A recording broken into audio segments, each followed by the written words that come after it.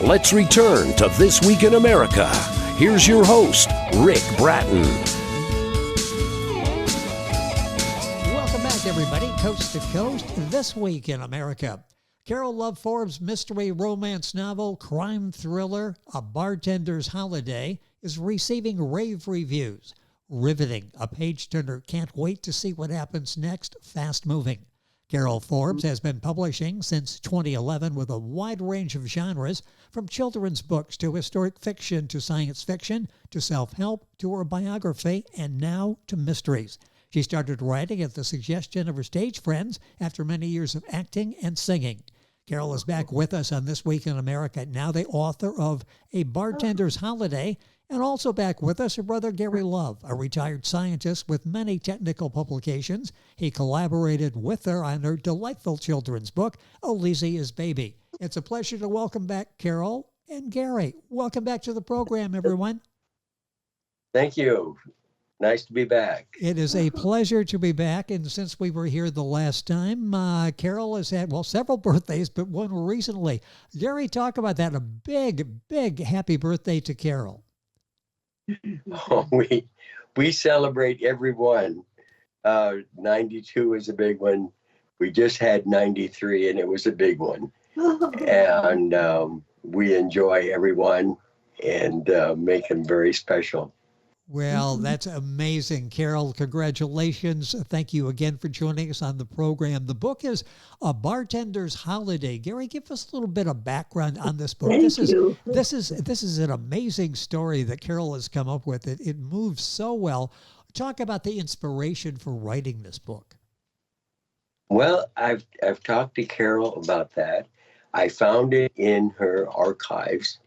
It was a typed copy dated 1987. So it goes way back when she was a big fan and still is of Star Trek and trying to come up with influences. It is a science fiction romance. And I must emphasize romance. It's rather intimate. When you get to the climax, the intimacy is not gratuitous. It's really critical to the whole storyline and the ultimate dilemma between the antagonist and the protagonist. Well, everybody loves that aspect of the story. There's so much here, as well as that romance that develops between the two, and we'll talk about that in a second. Carole Forbes and Gary Love back with us on the program, talking about Carole's newest book, A Bartender's Holiday. You'll find the book wherever books are sold. A link on our website, thisweekinamerica.us. Carole with us on the program, just celebrating a birthday. So excited for her and this book. And it's receiving rave reviews. The link on our website. Gary, talk about the setting of the book. This is interesting too. Give us a little bit of background on the setting. Where does this story take place? The story takes place in New York City. It's about a Vietnam vet. He comes back. He's a robust kind of character. I would cast a young, oh my gosh, I'll come up with a character.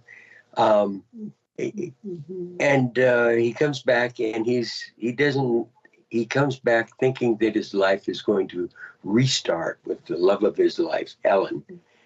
And it turns out that they just don't connect and he's lost. So he goes to New York. He starts a career.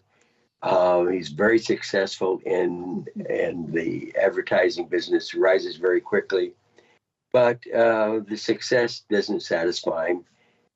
He sells out and he buys a local bar and he enjoys that for a while till he gets tired of being the psychologist for his patrons. Yes. And he winds down. One night he's going home, just enjoying the city, and he's walking along the street and suddenly is bumped by a young woman and then a really heavy man. And they go into an alley, and he hears a shot. He rushes in to find that this young girl has shot this thug, and she's really despondent, and he doesn't know what to do.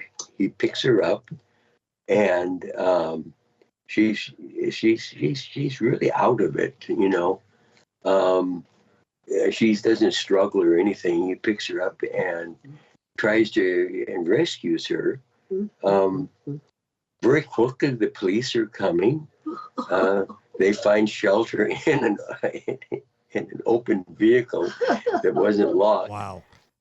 To protect themselves, he tries to make out as lovers. Well, the police knock on the door, and he pretends to be drunk and everything. They call a cab, and he takes her to his hotel, to his apartment rather. He doesn't know what to do with her. He disrobes her so she can comfortably sleep. He puts her. She's quite drunk, by the way. He puts her on a couch or something. No, he's on the couch. He puts her on the bed, and he can't help but notice how beautiful she is. And when she wakes, she is very comely and very friendly.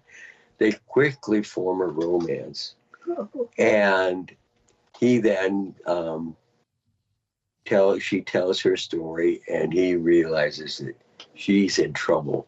She's in trouble because she's involved with her boss, and he runs a crime syndicate. So he goes to the FBI to get help.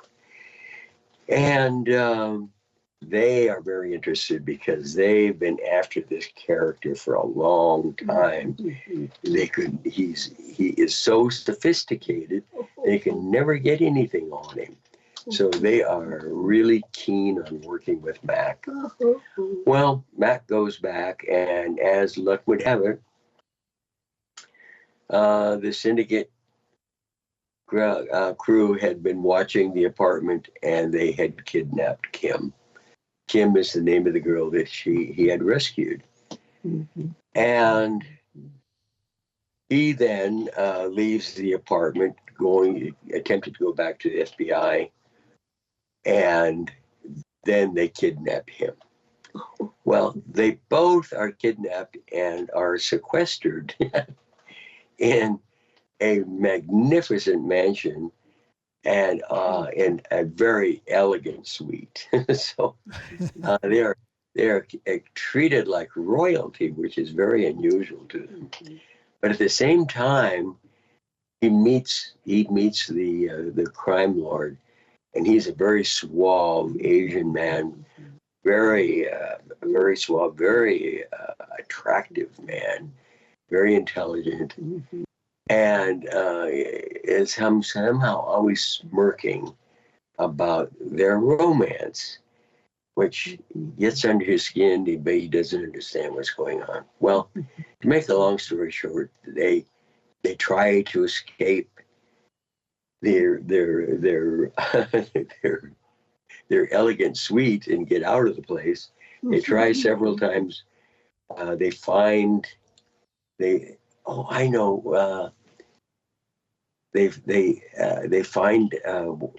ways to get out. He makes an ice weapon and clubs the guard, so they try to escape through the basement. Well, that didn't work. They're put back in. Then there's a tap, tap, tap at the window, and it turns out to be a local cop who is he's a gardener. He gives them a map of the place. They discover then, as you would expect, there's a back way passage in this, and they find their way down to the basement, and they think they're going to escape. Well, they don't escape. They do find a laboratory, and this laboratory, when they go in, there are young women on cold tables, and Kim is just shocked and horrified that there are all of these women laid out, and she faints. She can't handle it. Well, it turns out that the henchmen then find him there and lock him in. The door slams. They finally come back, and they're so cold that Mac is just frozen to the bone. And that's when the henchmen then try to take advantage of him because he has no strength. And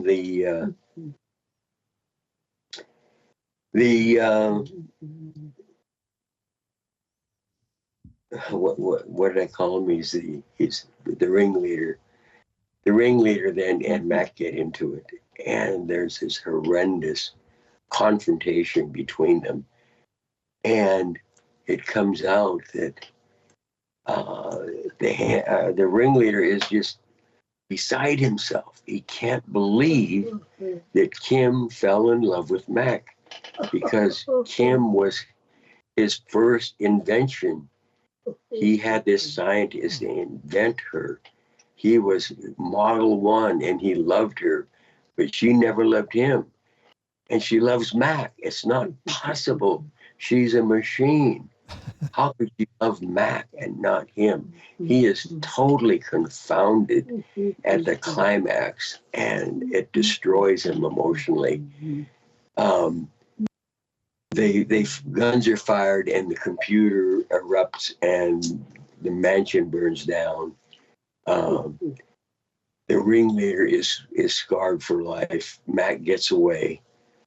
Kim is consumed in the fire. And then the ringleader, he does die from his scars. And Mac is just despondent. He goes back to the bar. He doesn't know what to do. He is so despondent. He's consumed with. He can't believe that Kim was a machine, an android, because she was so perfect. She was so loving and so affectionate. He can't connect with the business anymore. So this is in the prologue. One day, a young Asian woman comes in looking for help. She can't. She's new to New York. She needs somebody to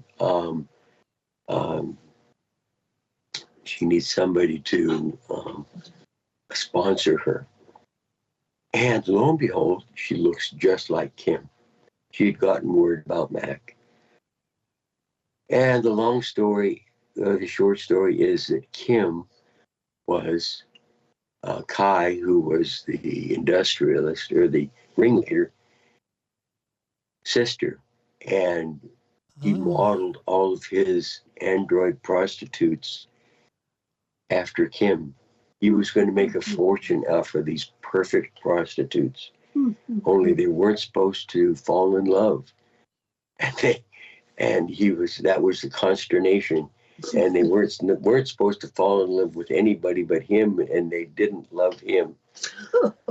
Well, it turns out that nobody loved Kai, even his mother, because he tore the wings off things. He killed animals, killed the family cat just to see what was inside.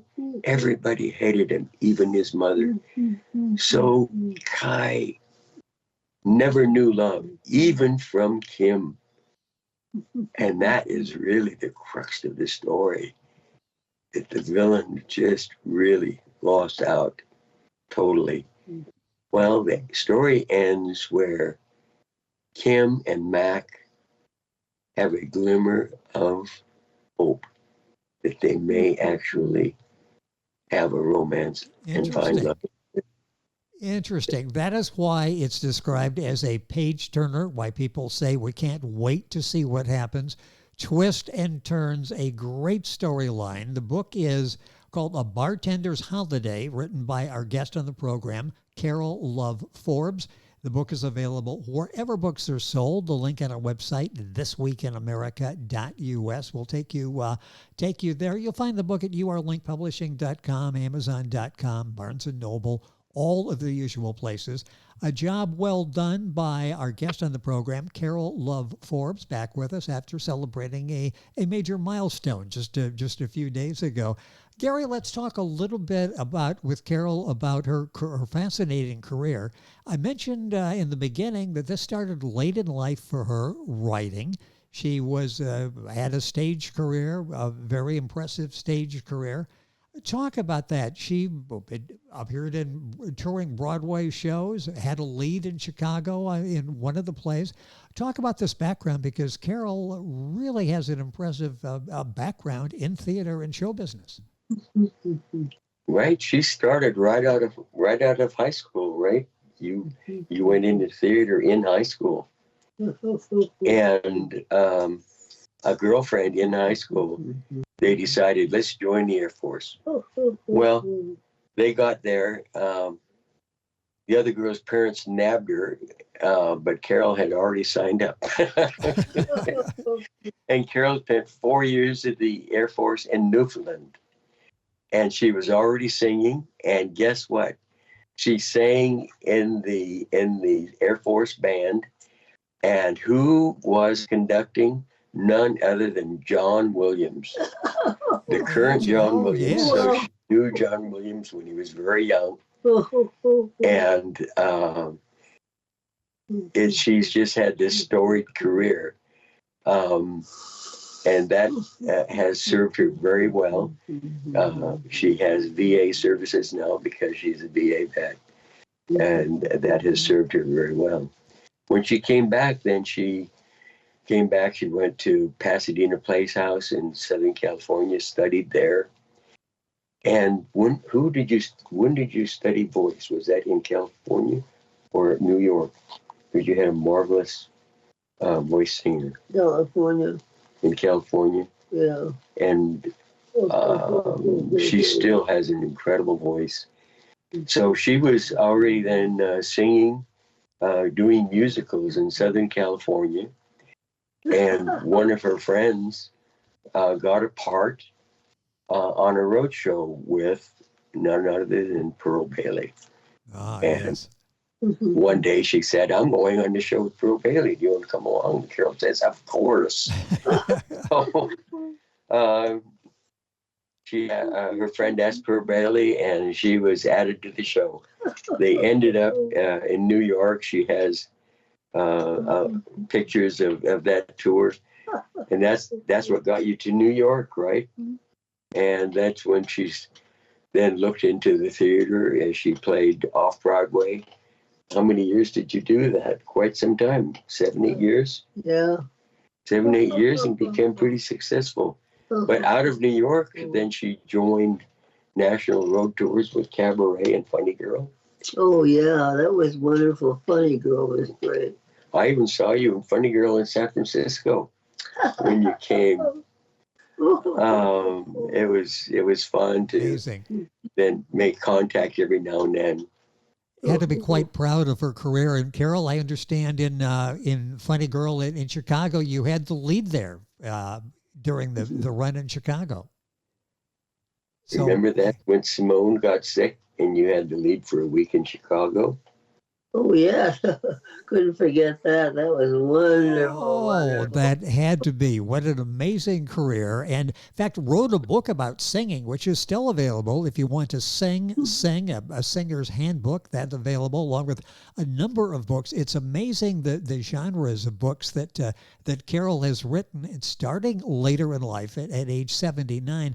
A few minutes left in the program. I do want to talk about this fascination with art. And Gary, I know that you've encouraged Carole through her career in giving back, writing the song about singing. She's a talented artist. She really believes in the arts and the good of the arts and how that rounds out a person.